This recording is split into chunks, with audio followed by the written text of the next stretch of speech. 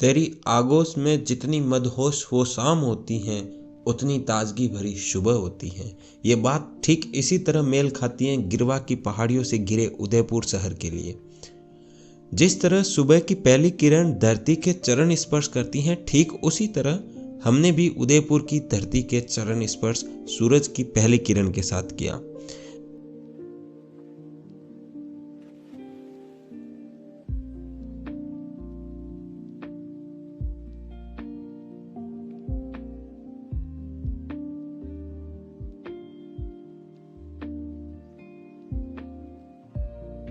Mid दिसंबर का समय था और उसमें भी सुबह।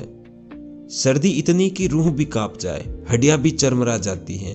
हाथों को कुछ देर तक बाहर रखे तो गुल्फी बन जाए, शरीर का रोम रोम जग जाए, दांतों की कड़कड़ाहट भी लय पकड़ ले। कुछ इस हद तक सर्दी थी।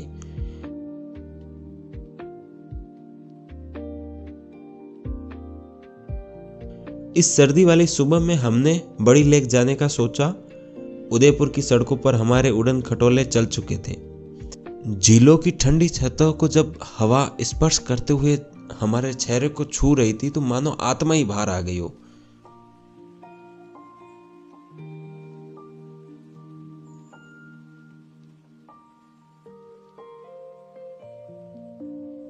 सड़कें खाली थी, किनारों पर जगह जगह चाय और नाश्ता की टपरियां बनी हुई थी।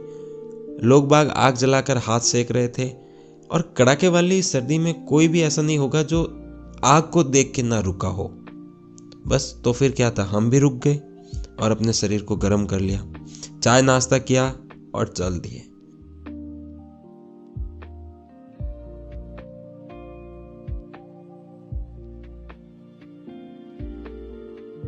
पहाड़ों के बीच में से होते हुए उदयपुर की मेन सिटी से लगभग 10 किलोमीटर दूर बड़ी लेक का जब हमने दर्शन किया तो भाव विभोर हो गए।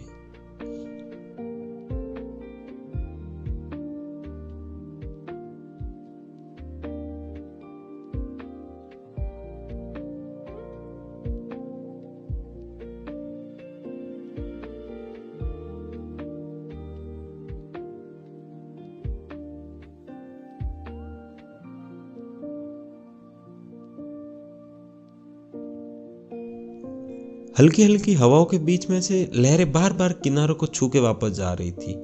लहरदार सतह होने की वजह से ऐसा लग रहा था कि सूरज की किरणें भी लहरों से अटखेलियां कर रहा है।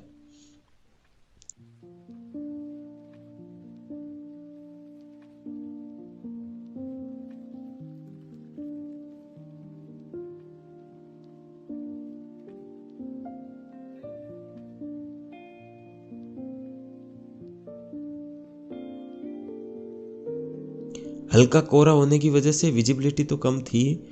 बड़ी लेक के किनारे चाय मैगी की कुछ दुकानें भी लगी हुई थी। लोग बाग चाय के मजे भी ले रहे थे।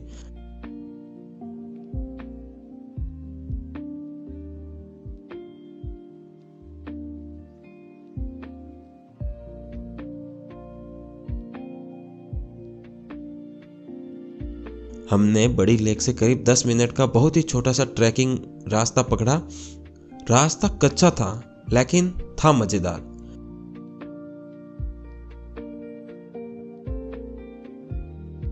कुछ लोग वापस नीचे आ गए थे तो कुछ हमारी तरह ऊपर जा रहे थे।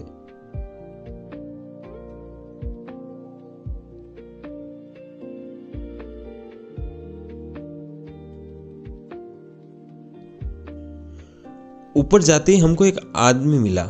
वो 10 रुपए का टिकट काट रहा था। जब हमने पूछा कि भाई ये पैसे कहाँ जाते हैं तो बोले कि प्राइवेट संस्था है, उसका ये सब कुछ है और वो उसी के पास जाता है। हालांकि ये सब मुझे गलत लग रहा था बट बहस नहीं करी और संडे को एंजॉय किया।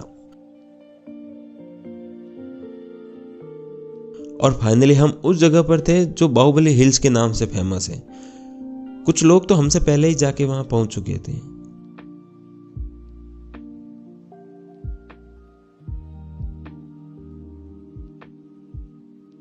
कहीं पर तो प्री वेडिंग शूट चल रहा था, कोई फोटोग्राफी ले रहे थे, कोई रील्स बना रहे थे, तो कोई आराम से शांति के साथ बैठे थे।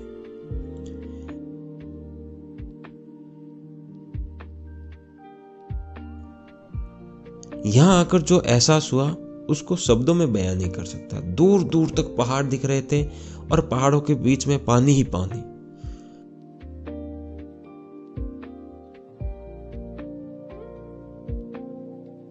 दूर के गांव और गांव के घर एकदम छोटे छोटे नजर आ रहे थे।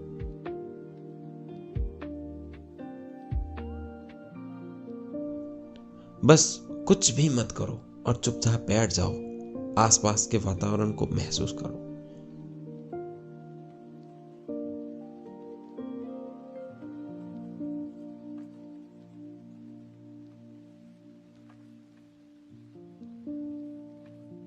कुछ लोग बड़े कैमरे लेकर व्लॉगिंग कर रहे थे।